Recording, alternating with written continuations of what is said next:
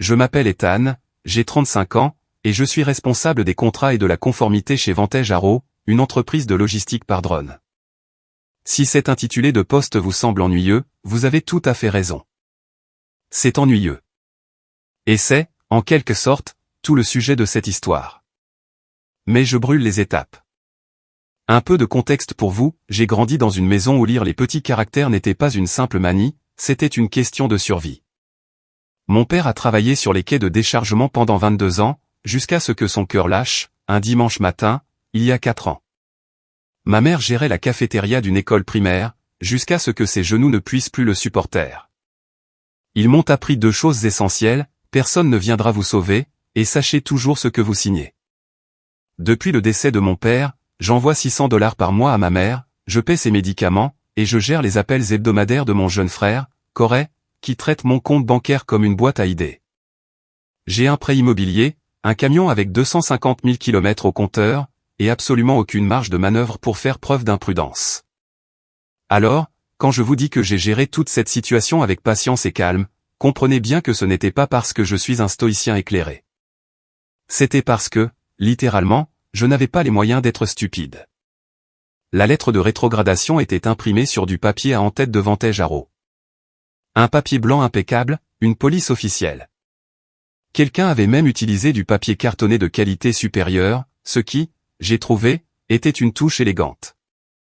Du papier premium pour une rétrogradation, c'est la dépense la plus vieille école que j'ai jamais vue. Imaginez la scène, salle de conférence B, mercredi matin, 10 h. 4 personnes étaient assises face à moi, comme un jury de condamnation. Russ Collier, mon manager direct, occupait le bout de la table, vêtu d'un costume cintré. À sa gauche, Brun Kessler, DRH, serrait un dossier manie assez épais pour poser problème. Elle avait ce regard pratiqué de sympathie d'entreprise, celui qu'ils doivent enseigner dans les cours de certification RH, juste entre les techniques d'entretien de départ et la façon de licencier quelqu'un sans scier. Warren Gall, notre directeur financier, était adossé à sa chaise, faisant défiler son téléphone, comme si cette réunion entière était un léger désagrément entre 2 trous de golf.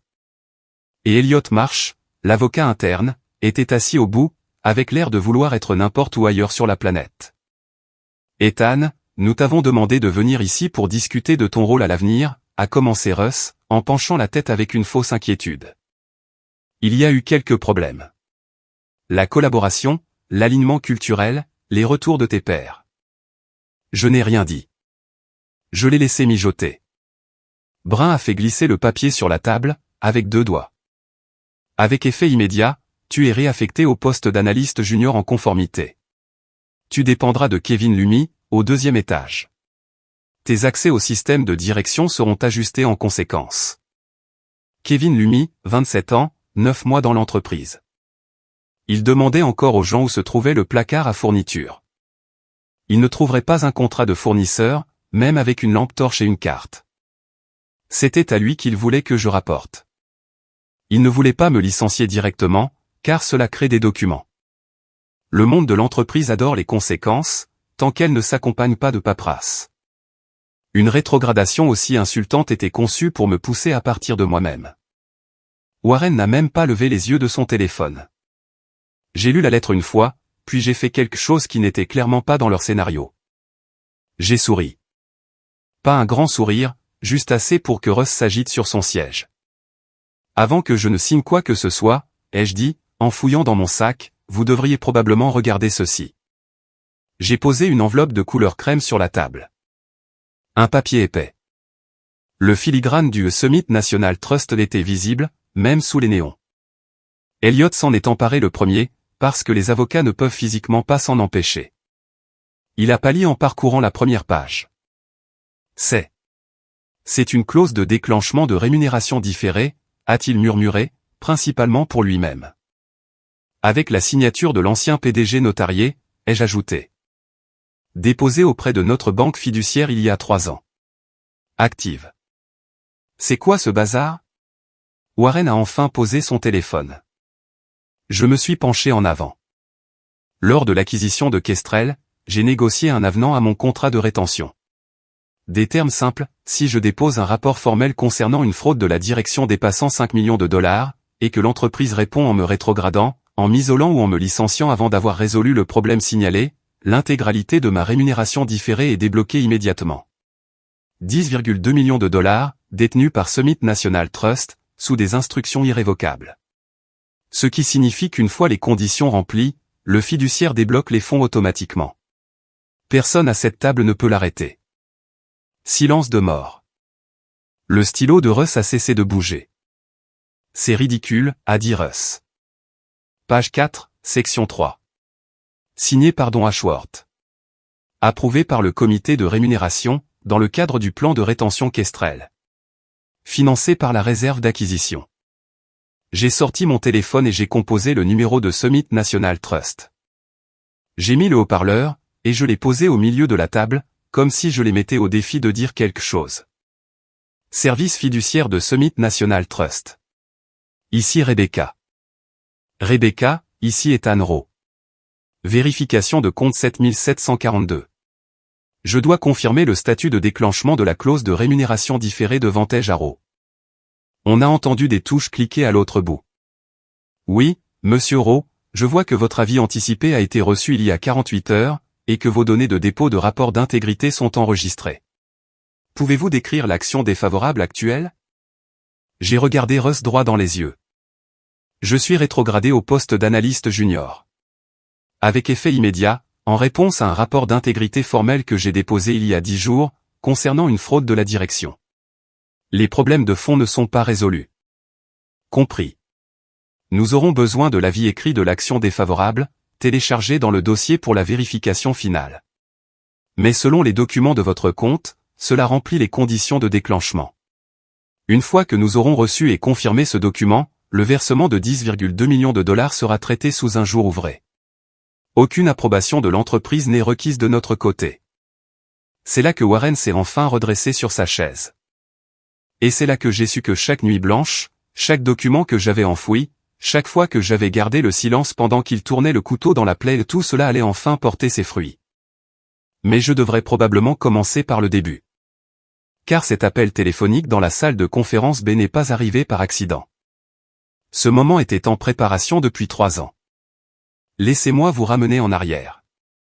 Vantage à Rowe transporte des marchandises par drone, du fret de haute valeur, des fournitures médicales, des organes pour transplantation, des échantillons de laboratoire, des équipements sensibles.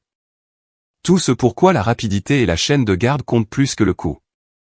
Nous parlons d'une flotte d'aéronefs autonomes opérant sous des certificats FAA partie 135, ce qui semble prestigieux, mais signifie concrètement que les réglementations sont assez épaisses pour servir de cale-porte.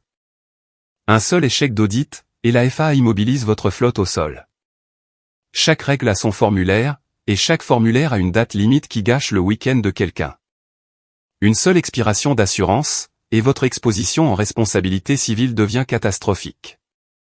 La conformité n'est pas un simple département chez Vantage, c'est la fondation même de tout l'édifice. C'est là que j'interviens ou que j'intervenais. Il y a 3 ans, Vantage a acquis une plus petite structure appelée Kestrel System, afin d'étendre son corridor de livraison dans l'Ouest. C'était le chaos habituel des acquisitions, des centaines de contrats nécessitaient une harmonisation. Accords de fournisseurs, baux de locaux, police d'assurance, certification de pilote, calendrier de maintenance. Tout devait être examiné, réconcilié et intégré sous un même toit. J'étais le responsable de la migration des contrats, ce qui signifie que j'ai vécu à l'intérieur de ces documents pendant environ 4 mois consécutifs. Pendant l'intégration de Kestrel, tout allait très vite et tout le monde était débordé. Les RH se noyaient dans l'intégration des nouveaux employés. Le service juridique était enseveli sous les dépôts réglementaires. La finance se démenait pour réconcilier 2 comptabilités différentes. Ce qui signifie que, si vous étiez attentif, vous pouviez accomplir beaucoup de choses sans que personne ne regarde par-dessus votre épaule. Je négociais alors ma promotion au poste de responsable principal des contrats et de la conformité. Une partie de l'accord comprenait un plan de rétention standard, rémunération différée, calendrier d'acquisition des droits les habituels, menottes dorées, qu'ils imposent à toute personne indispensable à la fusion. Et j'étais indispensable. J'étais la seule personne chez Vantage à comprendre à la fois le processus de transfert des certificats FAA et l'ensemble des contrats fournisseurs du côté de Kestrel. Si je partais en pleine intégration, les dépôts à la FAA stagnaient, les polices d'assurance expiraient, et tout le calendrier d'acquisition du conseil d'administration s'effondrait. Il le savait, je le savais, et le montant de la prime de rétention reflétait cela. Mais j'ai demandé un ajout. J'ai besoin de protection plus solide, ai-je dit à Margaret, la directrice juridique sortante. Elle était à 62 jours de la retraite et signait les documents comme on signe des cartes d'anniversaire au bureau, rapidement, d'un air distrait, en pensant déjà à ses prochaines vacances. L'indemnisation standard ne suffit pas, a-t-elle demandé, sans lever les yeux. Je vais examiner des contrats de direction et des relations avec des fournisseurs valant des dizaines de millions. Si je signale quelque chose de grave et que je subis des représailles, les protections standards ne couvriront pas mon prêt immobilier. Elle a agité la main. Rédige quelque chose de raisonnable, et envoie-le-moi. Raisonnable. Quel mot flexible. J'ai rédigé l'avenant en un seul week-end de 16 brouillons. Je ne plaisantais pas. Le cœur du texte était simple, et je le répète car c'est important, si je déposais un rapport d'intégrité formel sur une fraude dépassant les 5 millions de dollars, et que l'entreprise répondait par n'importe quelle action défavorable, rétrogradation, licenciement, réaffectation forcée, avant de résoudre le problème signalé, l'intégralité de ma rémunération différée serait versée sous forme de somme forfaitaire. 10,2 millions de dollars détenus par Summit National Trust, sous instruction irrévocable du fiduciaire. Une fois déclenché, l'entreprise n'avait aucune autorité pour arrêter le virement. Pas de récupération, pas de période de remédiation, pas de veto de la direction. Le fiduciaire suit les instructions. Point final. C'est ce que signifie « irrévocable ». Don Ashworth, le PDG, l'a signé dans un lot de 30 autres modifications de contrat, lors d'une réunion du conseil qui a duré 40 minutes de trop. Le comité de rémunération l'a approuvé un jeudi après-midi. Margaret l'a tamponné avec la bénédiction du service juridique. Ensuite, j'ai fait la partie qui comptait vraiment, j'ai déposé les documents exécutés auprès de Summit, j'ai envoyé des copies certifiées à mon avocat chez Killer & Brandt, j'ai verrouillé les originaux dans un coffre-fort, et j'ai attendu 3 ans en patient, silencieux, faisant mon travail. Cette même semaine, Corey a appelé. Mon frère a un don pour le timing, parfait et terrible à la fois. Et, je suis un peu court pour le loyer. Juste 4 cents, peut-être 5 cents. Je te rembourserai quand ma situation se stabilisera. Sa situation se stabilisait depuis environ 6 ans d'affilée. J'ai envoyé 300 $, parce que c'était ce que je pouvais faire sans puiser dans mon fonds d'urgence. Il n'a pas dit merci, juste, c'est tout? Classique Corey. J'aime mon frère, mais cet homme n'a jamais rencontré un filet de sécurité dans lequel il ne sauterait pas la tête la première. Ma mère a appelé le lendemain. Ne sois pas dur avec ton frère. Il cherche sa voie. Elle dit cela depuis qu'il a 22 ans. Il en a 29 aujourd'hui. Il cherche toujours. L'essentiel est que je n'avais aucune marge d'erreur. Alors, quand les choses ont commencé à mal tourner au travail, le plan n'a jamais été de renverser la table. Le plan était d'être patient, et d'avoir raison. Ainsi, quand j'ai remarqué après presque 3 ans de poste qu'un fournisseur nommé Ridge Rest Compliance Solutions nous facturait 385,000 $ par mois pour des tests de cellules de drone et des services de vérification réglementaire, démissionner n'était pas dans mon scénario. Jouer finement était la seule option. Le montant n'était pas délirant pour ce type de travail spécialisé. Ce qui était délirant, c'était l'entreprise elle-même, immatriculée au Wyoming environ 3 ans plus tôt, pas de site web, pas de certification du secteur, l'adresse commerciale était une suite de bureaux virtuels à Cheyenne. Et chaque facture était approuvée personnellement par Warren Gall, notre directeur financier, comme sur des roulettes, quelques heures après leur soumission. Jamais délégué, jamais envoyé via la chaîne hiérarchique normale. J'ai vérifié, et j'ai compris pourquoi. Warren avait étiqueté Ridge Rest comme « fournisseur exécutif confidentiel » dans le système de comptabilité, une désignation qui contourne la file d'attente standard d'approbation par 3 personnes, et envoie les paiements directement sur le bureau du directeur financier.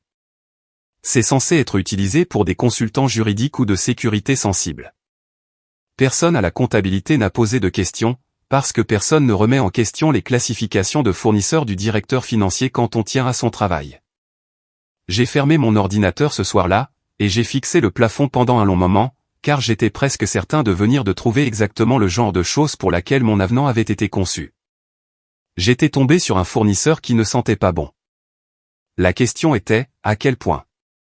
J'ai passé les 3 semaines suivantes à le découvrir, et la réponse était pire que ce que j'imaginais.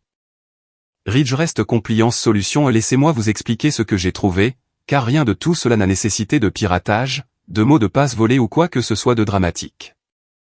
Examiner les accords avec les fournisseurs et les flux de paiement faisait littéralement partie de ma fiche de poste. Ils n'ont juste pas aimé ce que j'ai trouvé. Premièrement, les factures. 385,000 $ par mois, chaque mois, depuis presque 3 ans. Près de 14 millions de dollars au total. Chaque facture utilisait le même modèle, la même mise en forme, la même faute de frappe à la ligne 4, où « vérification » était écrit « verificating » mois après mois après mois. Si vous allez faire de fausses factures, lancez au moins le correcteur orthographique. Si vous volez, faites-le au moins avec un peu de respect pour le métier. Deuxièmement, les approbations. Chaque facture était signée par Warren Gall, personnellement. Dans une relation fournisseur normale, l'autorité d'approbation alterne ou est déléguée. Vous avez des signataires de secours, des examens secondaires. Warren n'a jamais laissé personne d'autre toucher à Ridgerest. Il a également ventilé les paiements sur 3 centres de coûts différents, opérations de vol, maintenance et affaires réglementaires.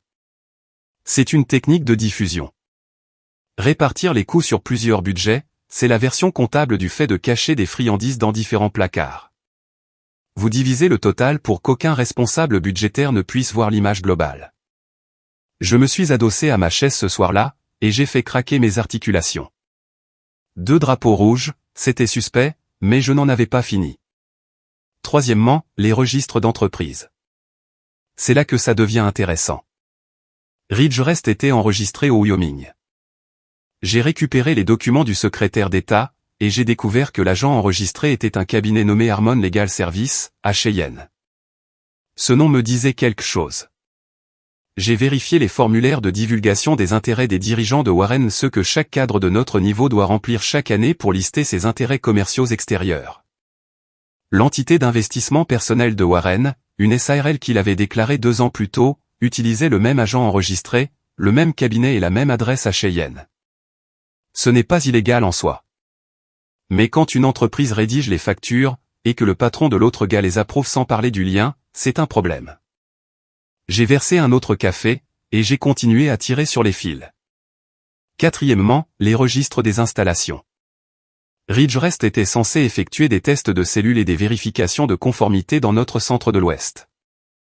Les factures décrivaient un travail technique détaillé, évaluation des charges structurelles, audit du système de propulsion, inspection de préparation pour la FAA. Cela semblait très officiel. J'ai récupéré les registres du site pour cette installation, remontant sur 3 ans.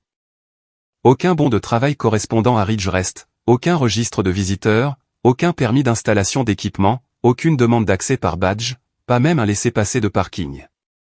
14 millions de dollars pour des services qui n'ont jamais eu lieu, dans un endroit qui n'a jamais vu un seul employé de Ridgerest franchir la porte. C'est ici que Chuck Dempsey entre dans l'histoire. Et je dois vous parler de Chuck, car il va devenir accidentellement crucial par la suite. Chuck travaillait au support informatique, à notre étage. La vingtaine, il portait toujours les 3 mêmes t-shirts graphiques en rotation, et avait un fond d'écran d'un Golden Retriever portant des lunettes de soleil, qu'il n'avait jamais changé une seule fois. Cet homme dégageait une aura telle que rien dans cette entreprise ne semblait pouvoir l'intéresser moins. Un après-midi, j'avais du mal à extraire des rapports de paiement historiques de la base de données des achats. Le système n'arrêtait pas d'expirer. J'ai soumis un ticket au support, m'attendant à l'attente standard de 3 jours. Chuck s'est présenté à mon bureau en 20 minutes, ce qui était déjà suspect, car rien ne va aussi vite dans l'informatique d'entreprise. Le portail des achats, a-t-il dit, tapant déjà avant même que je puisse expliquer. Ouais, ils ont migré la base de données vers un nouveau serveur le week-end dernier. Tout est bancal maintenant. Il a réglé mon problème d'accès en environ 40 secondes, puis a passé les 10 minutes suivantes à me parler d'un circuit de concours de nourriture de compétition pour lequel il s'entraînait. Très sérieux. L'homme avait un tableur pour suivre son taux de consommation de hot-dog par minute. Tout en divaguant sur ses stratégies de charge en protéines, il a mentionné par hasard qu'il avait donné à tout mon étage un accès élargi en lecture seule à la base de données des achats, car gérer les permissions individuelles des utilisateurs était, selon ses mots, une perte de temps pour tout le monde, surtout pour moi. Moins de tickets, a-t-il ajouté sans aucune culpabilité. Tu veux un peu de mélange de fruits secs? Je le fais moi-même. Raisin au yaourt. J'ai refusé le mélange, mais j'ai remercié intérieurement le ciel pour la paresse de Chuck.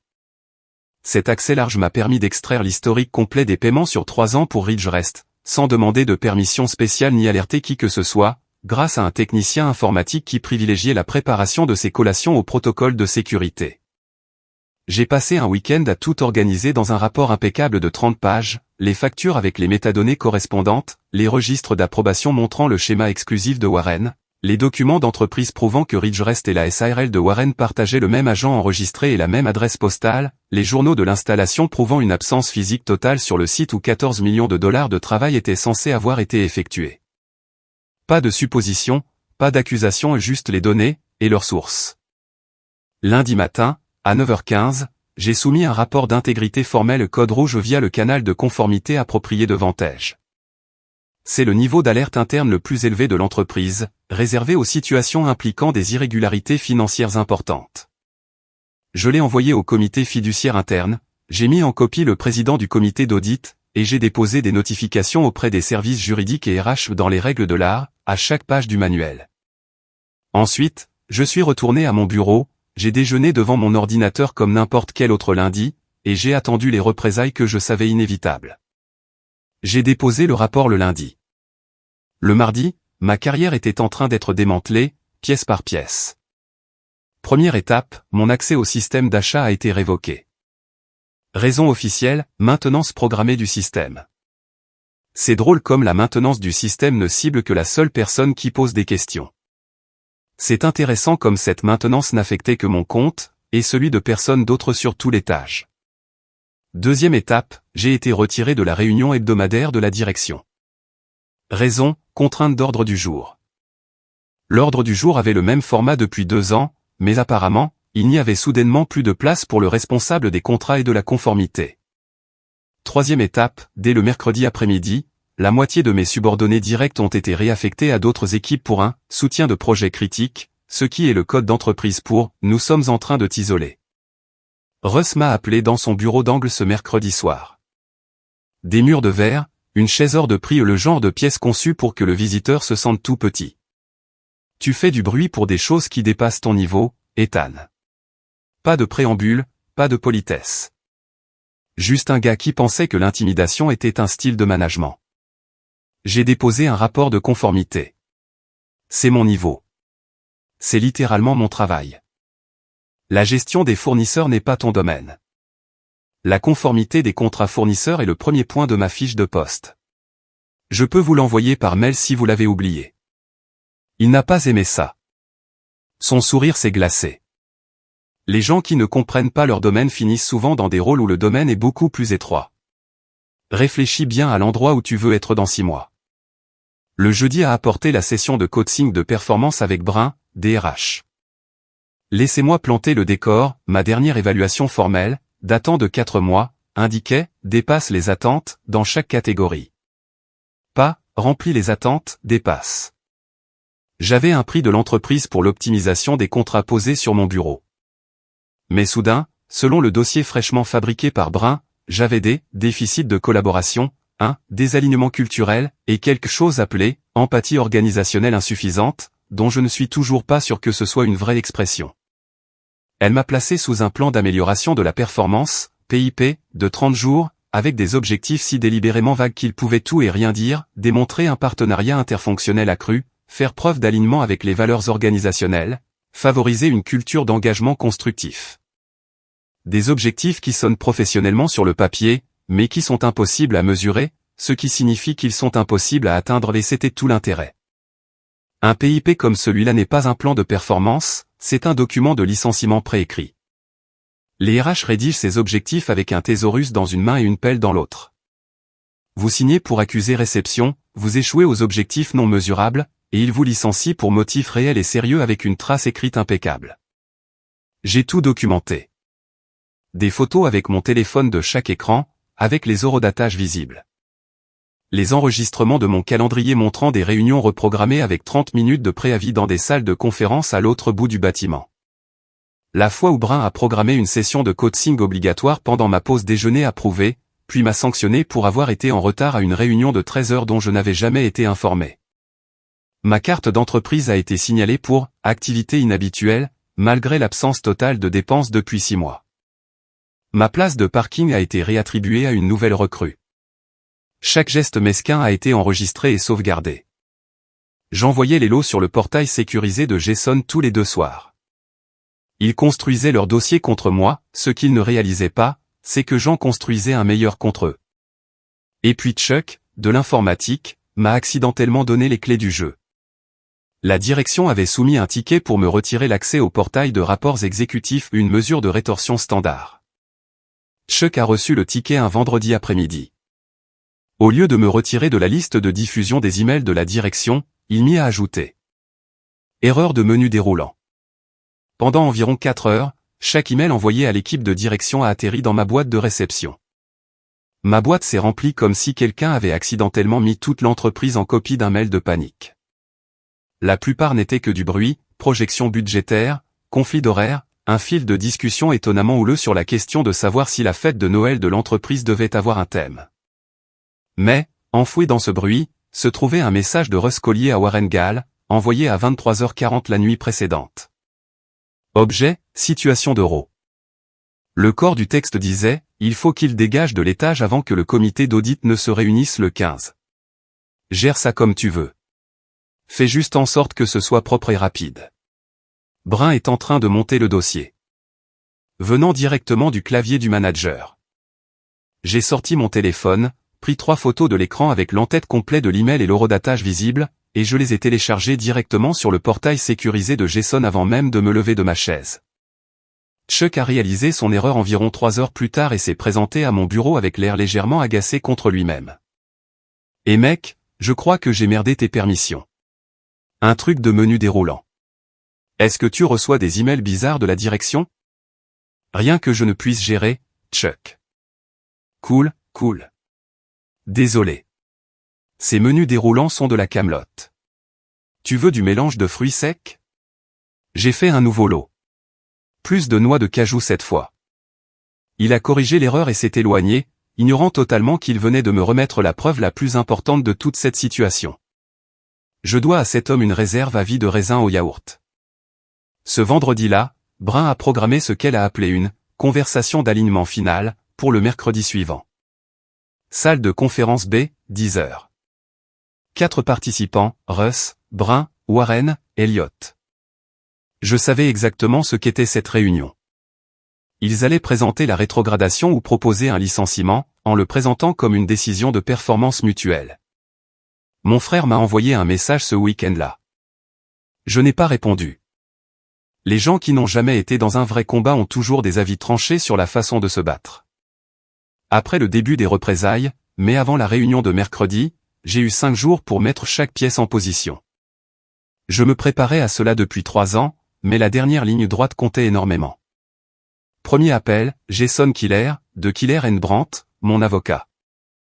J'étais son client depuis 3 ans, depuis que j'avais déposé la clause originale auprès de Summit. C'est le genre de gars qui lit un contrat comme un mécanicien lit un moteur. Quand j'ai appelé pour dire « ça arrive », il n'a pas eu besoin de longues explications. Assis à ma table de cuisine, le haut-parleur activé, j'ai passé en revue chaque élément avec Jason, les preuves de Ridgerest, les 14 millions de dollars de fausses factures, l'agent enregistré et l'adresse postale partagée reliant la société écran à la SARL personnelle de Warren, la chronologie des représailles des 2 dernières semaines, l'email de Russ sur le fait de m'évincer avant la réunion du comité d'audit, et la clause de déclenchement déposée chez Summit National Trust, prête à l'emploi.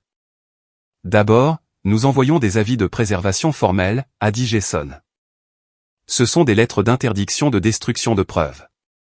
En gros, un avis juridique informant Vantage qu'ils doivent conserver tous les documents et communications pertinents. S'ils détruisent quoi que ce soit après avoir reçu cette lettre, cela s'appelle de la spoliation, et les juges prennent cela très au sérieux. Rien n'effraie plus les dirigeants qu'une mise en demeure juridique qui les force à arrêter de supprimer leurs propres SMS. Il a rédigé et envoyé les lettres l'après-midi même. Tout ce que j'avais rassemblé est allé dans les dossiers sécurisés de son cabinet, sous le sceau du secret professionnel. Le lundi de cette dernière semaine, je suis allé au bureau en jouant les vaincus. Les épaules voûtées, la voix basse, j'ai arrêté de m'opposer à quoi que ce soit. Quand Russ m'a demandé de lui remettre mes dossiers de projets restants, j'ai hoché la tête et dit, bien sûr. Quand Brun m'a envoyé un email condescendant sur des exercices d'auto-réflexion dans le cadre de mon plan d'amélioration, j'ai répondu avec une gratitude sincère, merci pour les conseils, Brun. J'apprécie vraiment votre soutien. Laissez-les croire que j'étais fini. Je suis passé en mode politesse totale, car la politesse est une armure invisible dans une pièce pleine de lâches. Les employés vaincus ne se défendent pas. C'est sur cela qu'ils comptaient. Le mardi, il s'est passé quelque chose d'inattendu. Nina Okoro, de la paix, m'a arrêté dans le parking à 7h45, avant que quiconque d'autre ne soit dans le bâtiment. Nina était calme, la quarantaine, et travaillait chez Vantage depuis plus longtemps que presque tout le monde à l'étage. Elle semblait nerveuse, mais déterminée. J'ai vu ton rapport d'intégrité, a-t-elle dit, en gardant la voix basse. Je traite la rémunération des dirigeants. Il y a autre chose que tu devrais savoir. Elle m'a tendu une clé USB. Des primes de rétention versées à des consultants extérieurs. Même schéma d'acheminement que tes paiements de fournisseurs. Même banque intermédiaire. Des noms d'entités différents, mais la structure est identique. Je surveille cela depuis plus d'1 an. Combien? Au moins 4 millions de plus en plus de ce que tu as trouvé. Je l'ai regardé. Pourquoi me dis-tu cela? Parce que je les ai vus enterrer des choses pendant 2 ans, et j'en ai assez de prétendre que les chiffres tombent juste quand ce n'est pas le cas. J'ai donné la clé USB à Jason l'après-midi même.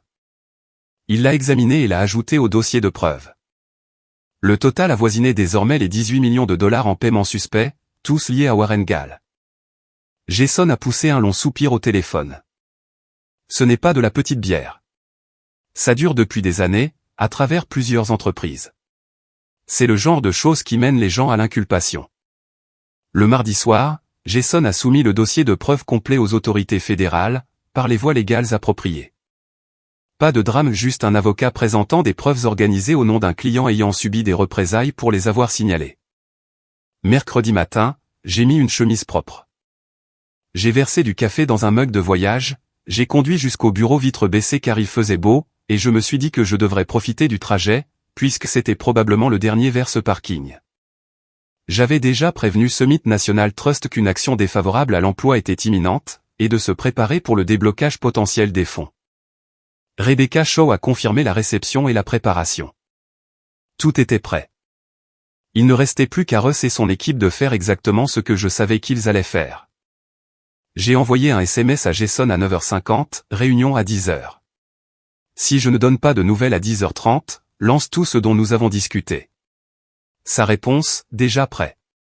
Va gérer tes affaires. À 9h58, je me tenais devant la salle de conférence B. À travers la vitre, je voyais Russ organiser des papiers en bout de table. Brun avait son dossier ouvert avec des onglets de signature qui dépassaient. Warren faisait défiler son téléphone. Elliot fixait son bloc-notes juridique. Je suis entré à 10h, et vous connaissez déjà la suite. Mais laissez-moi compléter ce que j'ai sauté. Retour dans la salle de conférence B, là où nous en étions. Rebecca Shaw, de Summit National Trust, venait d'annoncer à une pièce pleine de dirigeants que 10,2 millions de dollars étaient sur le point de quitter le bâtiment. Laissez-moi vous raconter ce qui s'est passé une fois le silence brisé. Warren a bougé le premier. Il s'est penché sur la table et s'est emparé de mon téléphone. Regarder un directeur financier essayer d'intimider un fiduciaire, c'est comme crier sur un distributeur de billets. Ici Warren Gall, directeur financier de Vantage Arrow. Je vous ordonne d'annuler ce versement immédiatement. Aucun fonds ne bouge sans mon autorisation. Rebecca n'a pas élevé la voix. Monsieur, ce sont des instructions fiduciaires irrévocables, exécuté il y a 3 ans par votre ancien PDG et approuvé par le comité de rémunération du conseil d'administration. Les fonds sont détenus sur un compte séparé, hors du contrôle opérationnel de Vantage. Une fois les conditions de déclenchement confirmées, nous sommes légalement tenus de procéder au déblocage. L'entreprise n'a aucune qualité pour intervenir. C'est la nature même d'un arrangement irrévocable. Warren a regardé Elliot. Elliot a regardé la table. Personne ne m'a regardé. J'ai laissé planer ce silence pendant environ 5 secondes. Puis j'ai ouvert mon deuxième dossier. Puisque tout le monde est dans la même pièce, ai-je dit, en gardant une voix monocorde, il y a autre chose que vous devriez savoir. Mes avocats chez Killer & Brandt ont soumis hier un dossier de preuves complet aux régulateurs fédéraux. 14 millions de dollars en paiement frauduleux à des fournisseurs via Ridgerest Compliance Solutions, une entreprise partageant le même agent enregistré et la même adresse postale que la SARL personnelle du directeur financier, plus 4 millions supplémentaires en primes de rétention acheminées via la même structure. Tout est documenté, tout est horodaté, tout est entre les mains de gens dont le métier est d'enquêter sur la fraude électronique. La main de Warren tremblait. Pas beaucoup, mais assez. C'est de la diffamation, a aboyé Russ. Tu ne peux pas juste accuser les gens. Je n'accuse personne. J'ai déposé un rapport d'intégrité formel il y a 10 jours, via le canal de conformité approprié de Vantage. Personne n'a enquêté. Personne n'a répondu. Personne n'a même accusé réception. Au lieu de cela, vous avez révoqué mes accès système, vous m'avez placé sur un plan de performance fabriqué de toutes pièces, et vous avez programmé cette réunion pour m'évincer. Et je sais que c'était délibéré, Russ, parce que tu as envoyé un email à Warren disant « Fais en sorte qu'Euro dégage de l'étage avant que le comité d'audit ne se réunisse. Fais en sorte que ce soit propre et rapide. » Brun est en train de monter le dossier. Le visage de Russ est devenu gris. Comment as-tu ? Peu importe comment. Ce qui compte, c'est que tout est documenté. La fraude, les représailles, tes propres mots, la chronologie. Tout est chez mon avocat, et tout est chez les personnes qui s'occupent des enquêtes pour fraude électronique. Brun n'avait pas dit un mot depuis que j'avais sorti l'enveloppe. Elle était assise parfaitement immobile, son stylo figé au-dessus de son bloc-notes. Comme si, en ne bougeant pas, peut-être que rien de tout cela n'arrivait. Son dossier manille, celui qu'elle avait passé des semaines à remplir de fausses notes de performance, était toujours ouvert devant elle. Il avait l'air sacrément ridicule. C'est alors qu'Elliot a enfin pris la parole. Nous devons interrompre cette réunion immédiatement. Je dois examiner la clause originale. Je dois appeler un conseiller extérieur. Nous ne pouvons pas procéder à. Je me suis levé, j'ai ajusté ma chemise, et j'ai récupéré mon téléphone là où Warren l'avait posé. Rebecca, merci pour votre temps. Je vous recontacterai directement pour la confirmation du virement demain. Bien sûr, Monsieur Rowe. Bonne journée. J'ai raccroché et je les ai regardés un par un. Russ, qui avait passé des semaines à orchestrer une exécution professionnelle et avait tout mis par écrit. Brun, qui avait construit un faux dossier de performance comme s'il s'agissait d'un projet scolaire. Warren, qui vidait l'entreprise via un fournisseur fantôme depuis 3 ans et pensait sincèrement que personne en dessous de lui ne prêtait attention. Et Elliot, qui tapait déjà frénétiquement sur son ordinateur, cherchant probablement comment expliquer à un cabinet d'avocats externes qu'il avait raté une clause à 10,2 millions de dollars qui dormait dans un dossier depuis 3 ans. Le clavier d'Elliot cliquetait comme s'il essayait de s'extraire de sa responsabilité par la dactylographie. Vous recevrez des nouvelles de Killer & Brandt concernant les accords de décharge, ai-je dit depuis le pas de la porte. Je suggère au conseil d'administration de commencer à se poser des questions sur la destination de ces 18 millions de dollars, car les régulateurs, eux, vont le faire. Je suis sorti de la salle de conférence B à 10h20. 20 minutes. C'est tout ce que l'affaire a duré. J'ai pris mon sac sur mon bureau, j'ai plié la lettre de rétrogradation dans la poche de ma veste, j'ai ramassé l'orchidée que j'avais réussi à garder en vie pendant 3 ans sous les néons, et je me suis dirigé vers l'ascenseur. Personne n'a dit un mot. Dans le parking, je me suis assis dans mon camion, j'ai photographié la lettre de rétrogradation recto verso, et je l'ai téléchargée sur le portail sécurisé de Summit depuis mon téléphone. Rebecca a confirmé la réception en moins de 4 minutes. À midi, le cabinet d'avocats externes de Vantage avait déposé une requête d'urgence pour geler le versement de Summit. Ils ont tout essayé, manquement à l'obligation fiduciaire, enrichissement sans cause, dol. Ils ont même soutenu que la clause était abusive, ce qui est le langage juridique pour dire on ne l'aime pas et on aimerait qu'elle n'existe pas. Jason m'a appelé à 15h. Le juge a examiné leur requête et l'a rejetée. Son raisonnement est qu'une entreprise ne peut pas déclencher une disposition contractuelle par sa propre action défavorable, puis demander au tribunal de la sauver des conséquences. Ce sont ses mots, pas les miens. Requête rejetée. Je me suis assis sur mon canapé et j'ai expiré pour ce qui semblait être la première fois en 10 jours. Le virement est arrivé sur mon compte à 10h05 le lendemain matin. Summit National Trust, 10,2 cents,000 $. J'ai fixé l'écran de confirmation pendant environ 30 secondes, puis j'ai fermé mon ordinateur et j'ai fait du café. L'email de confirmation avait l'air ennuyeux, ce qui est exactement ce que l'on attend d'un virement de 10 millions de dollars. J'ai sorti le bon café du fond du placard, celui que je gardais pour. Je ne sais pas quoi. Apparemment, je le gardais pour ça. Les choses sont allées vite après cela. Enfin, vite à l'échelle d'une entreprise, ce qui signifie beaucoup de conférences téléphoniques, de mets soigneusement pesés, et de gens découvrant soudainement des principes qu'ils n'avaient pas 2 semaines auparavant. Le conseil d'administration a tenu une session d'urgence le vendredi. Je n'étais pas dans la salle, mais Jason a eu le résumé via l'avocat externe de Vantage, qui était désormais très enclin à coopérer. Warren Gall a été mis à pied immédiatement, en attendant une enquête complète. Russ Collier a été licencié pour motif grave.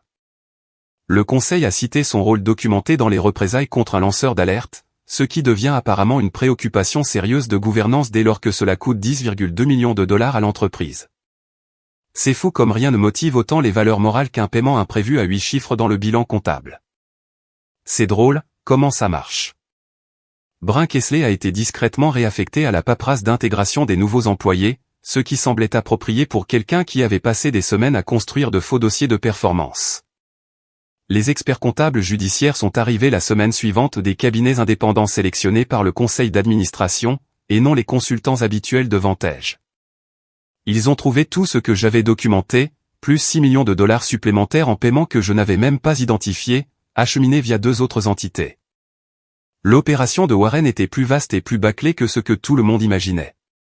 L'exposition totale a atterri quelque part au-dessus de 20 millions de dollars. Les enquêteurs fédéraux ont signifié un mandat de perquisition au domicile de Warren un mardi matin, 2 semaines plus tard.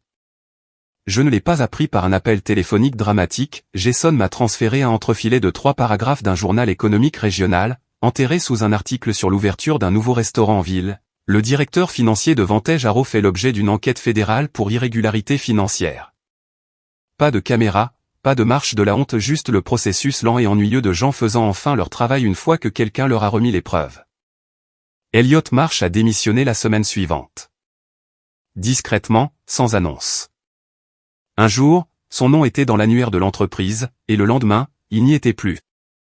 Je ne sais pas s'il a sauté ou s'il a été poussé, mais quoi qu'il en soit, le gars qui avait raté ma clause dans le dossier du personnel a décidé qu'il préférait être ailleurs. On ne peut pas vraiment l'en blâmer, c'est une chose difficile à expliquer lors de votre prochain entretien d'embauche. La résolution juridique entre moi et Vantage a pris environ 3 semaines pour être finalisée. J'ai signé des décharges mutuelles avec des clauses d'exclusion intelligentes. J'ai gardé les 10,2 millions, évidemment.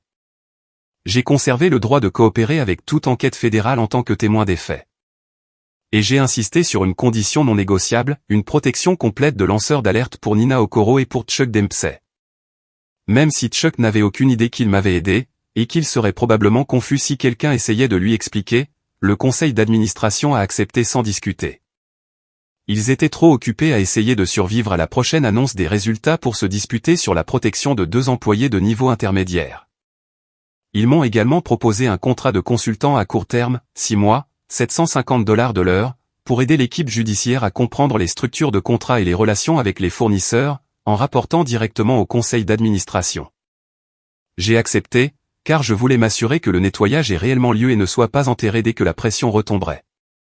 Le premier jour de ma mission de consultant, je suis entré dans le bâtiment avec un badge visiteur et je me suis assis dans la salle de conférence B. Même table, même chaise, mais situation totalement différente cette fois-ci. Personne de l'ancienne équipe n'était là pour le voir, mais c'était très bien ainsi. Je ne le faisais pas pour le spectacle. Nina m'a envoyé un SMS le jour où l'annonce interne a été faite, j'ai été promu. Analyste senior, avec le pack de protection complet. Plus personne ici ne me regarde de travers. Merci d'avoir vraiment fait bouger les choses. Je lui ai renvoyé un pouce levé. Pas besoin d'en dire plus. Corey a appelé le week-end suivant. Yo, Maman a dit qu'il s'était passé un truc à ton boulot. Tu vas bien ou quoi? Je vais bien, Corey. Cool, cool. C'est bien. Et, au fait, je suis un peu court ce mois-ci. Corey. Ah. Ouais, laisse tomber. Content que tu ailles bien, frérot. J'ai failli lui dire. J'ai failli dire, Corey, je n'ai plus à m'inquiéter de tes demandes de loyer avant très longtemps. Mais je ne l'ai pas fait. Certaines conversations ne valent pas la peine d'être tenues tant que la poussière n'est pas totalement retombée. Et honnêtement, si je disais à Corey que j'avais de l'argent, son loyer deviendrait beaucoup plus cher très rapidement. Certaines choses ne changent jamais. Je me suis assis sur mon porche ce dimanche soir, avec une tasse de café qui refroidissait dans ma main. Une rue calme, mon camion dans l'allée, le numéro de ma mère affichant un appel manqué auquel je répondrai le lendemain matin. Il me voulait au sous-sol, j'ai fini sur mon Porsche, en regardant la confirmation de virement trôner dans ma boîte de réception.